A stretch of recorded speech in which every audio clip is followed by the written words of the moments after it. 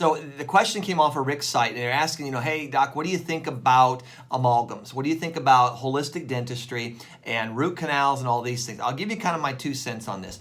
The amalgams in general, there's no doubt the old ones, okay, the old silver fillings that you see in everybody, I had them. right? They had a little bit of a mercury kind of background to them that gave them some of their solidity and allowed them to stay and maintain. The problem is when they heat up, they off-gas. And this has been proven time and time and time again that they off-gas. Now, is it enough to cause problems for someone? As a rule of thumb, there was a great study that was done in Denver, Colorado. It's been back in the early 70s. They took about 100 sheep. They drilled out the teeth. They put these little amalgams in. They put a tracer with it, a reactive dye, so they could follow it through the body. They euthanized the sheep after a month, went through and started looking to see, okay, is there any kind of a mercury type thing anywhere in the body? It was excessively high in the brain, the intestinal tract, and all the filters. So the spleen, the liver, the kidney, excessively high. 5 and 6 times the rate it should be at. So they decided that, okay, this is a problem. Then they debated, do we pull them out or do we leave them in? Now that's where you're getting into holistic dentistry.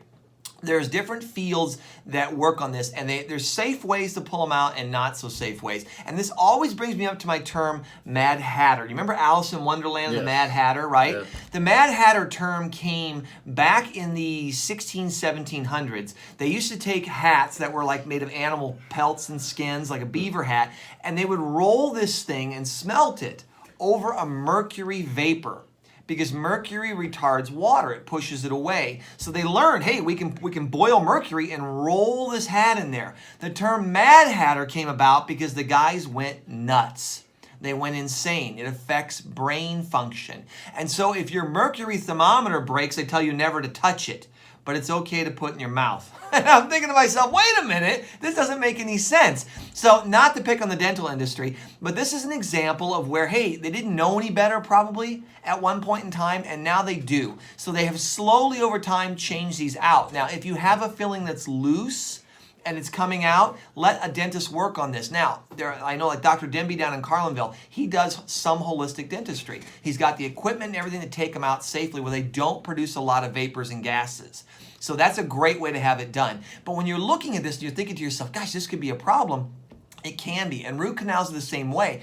When you do a root canal and you pull that out, there is a lot of blood supply there. There's a lot of stuff that gets direct access into the body from bacteria and things that normally would be blocked. And we've seen this in heart disease. We see a lot of patients who have heart disease end up having the same bacteria in the heart that they have in their oral cavities. So we know there is a direct link there. So you gotta be a little bit careful. So the concept of holistic dentistry is a good thing. I don't think it's a bad thing. And there's many dentists that aren't pure holistic, but they have the skills and the training to deal with this. I know my good friend Dr. Denby does. So it's one of those things you can do, but it's a great question. It's something that really pertains to a lot of us. So I really appreciate that.